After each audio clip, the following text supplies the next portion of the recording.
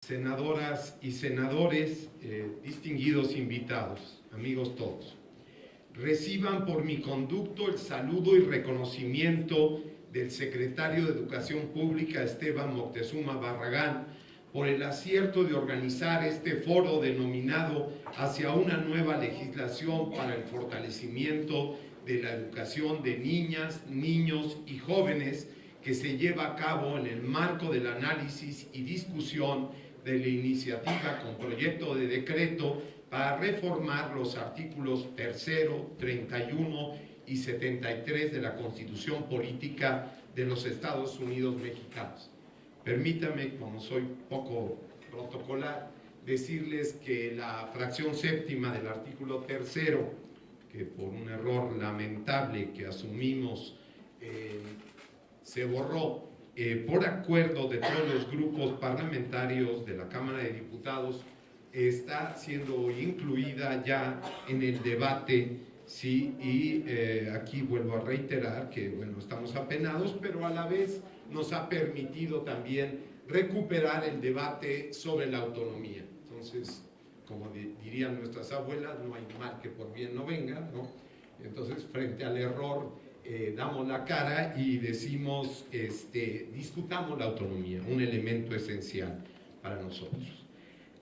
Dada la desigualdad que existe en el país, el presidente Andrés Manuel López Obrador ha colocado a la justicia y el bienestar social en el centro de las prioridades de este gobierno y a la educación como eje de cambio de nuestra sociedad. Esta decisión no debería extrañar a nadie. La escuela es la única institución pública que, a pesar de sus deficiencias y contradicciones, abre las puertas de sus recintos a más de 36 millones de niñas, niños y jóvenes para brindarles oportunidades de estudio, aunque no siempre en igualdad de condiciones. Las reformas propuestas por el Ejecutivo Federal se enmarcan en el conjunto de cambios que se están impulsando para lograr que la población del país, especialmente la de las zonas marginadas y la de los grupos excluidos, las comunidades indígenas, vivan en condiciones de igualdad y equidad, así como con dignidad y bienestar. La propuesta adiciona como principios de la educación pública en México los siguientes: la universalidad, la integralidad y la excelencia con equidad. De esta forma, a partir de su aprobación, será obligación del Estado garantizar que la educación cumpla con los siguientes postulados, con los siguientes principios. Primero, universal, es decir, haga efectivo el derecho a la educación de toda persona para alcanzar su bienestar a lo largo de la vida. Y aquí hay que recoger este aspecto de a lo largo de la vida. Nos parece a nosotros esencial entender hoy que la educación, si bien arranca en términos, digamos, desde el nacimiento y cómo se va construyendo todo ello, hoy día tenemos un reclamo de revisar la idea de educación que tenemos y abarcar a los que estamos en otras edades y que seguimos estudiando permanentemente. O sea, creemos que en esta perspectiva hay que entender todo el gran ciclo de a lo largo de la vida que nos parece a nosotros esencial. Gratuita, en tanto derecho social, obligando al Estado a brindar las condiciones de acceso a la educación para toda la población, incluyendo, ¿sí?, el nivel superior. Y aquí queremos decir dos cosas. La gratuidad se expresa también como un valor, ¿sí?, frente a la mercantilización del conjunto de nuestras vidas, ¿sí? Los proyectos neoliberales fueron metiéndose hasta el tuétano de nuestra sociedad, mercantilizando absolutamente todas nuestras vidas, ¿sí? Y aquí de lo que se trata con el mensaje de la gratuidad es precisamente enfrentar con un valor, que es muy importante, que la educación no puede ser un negocio.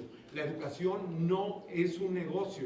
En ese sentido, la educación y la gratuidad para nosotros son esenciales. Y en esto quiero decirles que con las universidades, con los centros de educación también privados, hemos hablado y hay plena coincidencia en esta línea.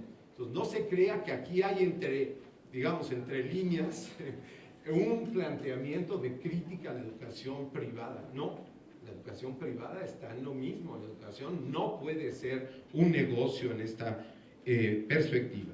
Entregamos, por cierto, también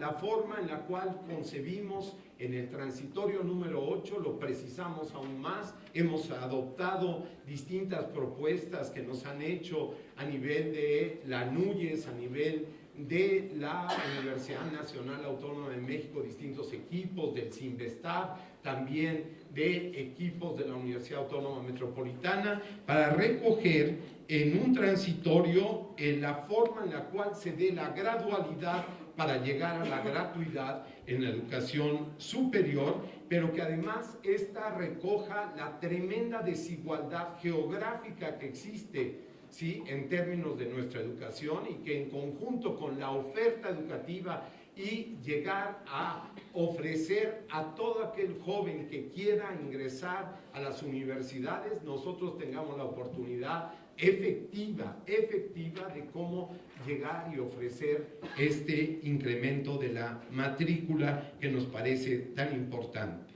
También el principio de laicidad que condujo buena parte del debate del artículo 3 en 1917, hoy sigue incólume, es que vigile el acceso de la educación en restricción de todo credo o religión. Nos parece a nosotros consustancial, no solamente es parte de nuestra historia, sino de la construcción del sentido del Estado en México y del sentido también de la educación. Obligatoria, como yo refería, en tanto el Estado se obliga a brindar educación a quien así lo solicite en el caso del nivel superior y acredite la terminación de los estudios a nivel medio superior. Aquí, en términos de la obligatoriedad, hay que ser muy claros. Para nosotros significa la posibilidad de convertir este derecho en un derecho que se pueda universalizar, pero también al hacerlo obligatorio define al Estado cara a la educación, no simple y llanamente como acompañante, sino en un compromiso fundamental. Democrática es un principio central que se recoge aquí. La educación contribuirá a formar los ciudadanos que ejerzan como forma de vida y organización de gobierno los valores democráticos como son la igualdad, la pluralidad, la justicia, la participación, la solidaridad, la reciprocidad y el respeto de los derechos humanos. Aquí hay que decir que entonces la autonomía en ese contexto adquiere otras dimensiones superiores. La autonomía es una corresponsabilidad, pero también al estar imbuida en los principios de democracia, también llevará seguramente a un cuestionamiento interno del ejercicio de la autonomía con democracia y el papel de la autonomía precisamente en la construcción del sistema educativo en su conjunto. Integral es otro de los principios, impulsando que la formación en las escuelas abarque el desarrollo de todas las dimensiones de la persona humana y acabe por constituir un sistema de educación. Para nosotros es esencial reconocer que tenemos distintos estratos y hubo una visión correcta quizá históricamente de cómo construir la educación hasta que llegáramos a la educación superior. Hoy tenemos que construir un sistema de educación en su conjunto. ¿Sí? En la educación superior tenemos distintos subsistemas, no hay una interconectividad, no existe una relación fundamental entre estos distintos niveles y por tanto la integralidad también la concebimos en términos del sistema educativo mismo. Equitativa, haciendo efectivo el derecho a la educación de las poblaciones menos favorecidas con una perspectiva, debemos decir, una transversalidad de género e interculturalidad. aquí nos parece esencial subrayar este sentido de los aspectos de la transversalidad en términos de la equidad.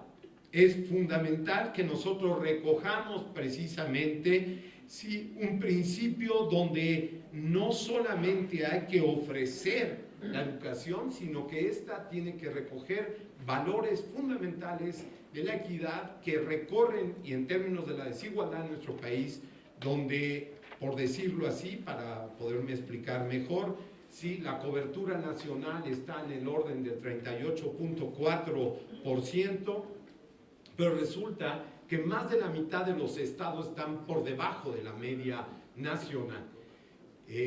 Digamos, geografía acaba determinando básicamente un sistema de inequidad, un sistema, digamos, basado en la desigualdad y en algo que tenemos que enfrentar y tenemos que plantearnos en una solución que no solamente vea por los aspectos de la desigualdad en términos económicos, sociales, sino también de una equidad profunda, de excelencia. Y este es un elemento a debate importante. Para nosotros la excelencia debe ser el resultado de la aplicación de buenas prácticas educativas y de la apropiación de la cultura del mejoramiento continuo en todas las comunidades escolares del país. En ese sentido, la excelencia con equidad debe de ser entendida. Ahí lo que planteamos para nosotros es que no podemos renunciar precisamente en términos de la desigualdad que existe en nuestro país, que se marque, digamos, la educación simple y llanamente como igualitaria, pero que nos olvidemos que hay diferencias muy profundas entre unas instituciones y las otras. Por este motivo y bajo estos principios, creemos firmemente que los cambios propuestos en los artículos 3, 31 y 73 de la Constitución en materia de educación apuntan hacia una profunda transformación del sistema educativo nacional, reivindicando el derecho de niñas, niños y jóvenes a recibir del Estado una educación, insistamos, integral, con equidad y excelencia. Este derecho los faculta a ser a los niños, niñas y jóvenes sujetos de su propio desarrollo, ¿sí?, en continua interdependencia y compromiso de sostenibilidad con el medio ambiente y el territorio, solidarios con la comunidad, además de que fortalezcan su condición de sujetos a través de la cooperación, la justicia, el diálogo y la participación en un marco de diversidad cultural, étnica y de género, en continuo diálogo con la otredad, la unidad, pues, en la diversidad como un valor político y de construcción, principio de ciudadanía. Pero también hay que decirlo, y sobre todo aquí en la Cámara de Senadores, el colocar como sujetos y no como objetos del derecho a los niños, niñas y jóvenes, el colocar también el papel del magisterio para la transformación de la educación como un elemento recogido en el artículo 3 que se propone, recogen la perspectiva de constituyente y no constituida de la construcción de nuestra Carta Magna, que está salpicada de una serie de elementos de este tipo, de reconocimiento de derechos históricos desde 1917, pero que también, hay que decirlo, en términos de la construcción de las subjetividades sociales, si hoy nos proponemos avanzar en términos de la transformación del régimen político y básicamente de cómo nos regimos en términos de nuestras prácticas de construcciones que permitan efectivamente una distinción de aquellos que son actores de sus propias realidades. Esta formación de niñas, niños y jóvenes, tal como se plantea en la reforma, requiere de la intervención de un magisterio que sea agente de transformación social, que se asuma como un factor generador de pensamiento crítico que problematiza la realidad y genera propuestas de cambio y vinculación social, política y educativa. Entendemos que el magisterio no solamente tenemos que revalorarlo frente a una ofensiva brutal que ha sufrido, sino tenemos que recogerlo. Aquí solamente voy a anunciar, y quizá en las preguntas pueda profundizar en ello, ¿sí?, en elementos que tienen que ver con articular la acción pedagógica y de recuperar ahí elementos que tengan que ver efectivamente, como decía ya el senador Rocha aquí, elementos de la construcción precisamente desde las prácticas sociales y en eso. También queremos plantear toda una serie de aspectos que tienen que ver con las escuelas normales. Ahí nos orientamos en términos de lo que van a ser las leyes secundarias por ahondar en la autonomía administrativa y también con la suficiente flexibilidad curricular. Planteamos en términos del Politécnico Nacional toda una idea de transformación, pero también de la Universidad Pedagógica Nacional. Y quisiera subrayar, por último, un elemento que nos parece central, el de la interculturalidad. La interculturalidad o es para todos, sí, o no es interculturalidad. En esta perspectiva, nosotros nos proponemos estar atento precisamente a todo el debate que va a suceder esta mañana aquí y quisiera plantearles, sí, un agradecimiento profundo por parte nuestra, de la Secretaría de Educación Pública, de nuestro secretario Moctezuma, porque verdaderamente asistir a esta suerte de Parlamento abierto nos parece que también está sentando un precedente fundamental de la forma en la cual se vienen debatiendo nuestras leyes. Muchísimas gracias.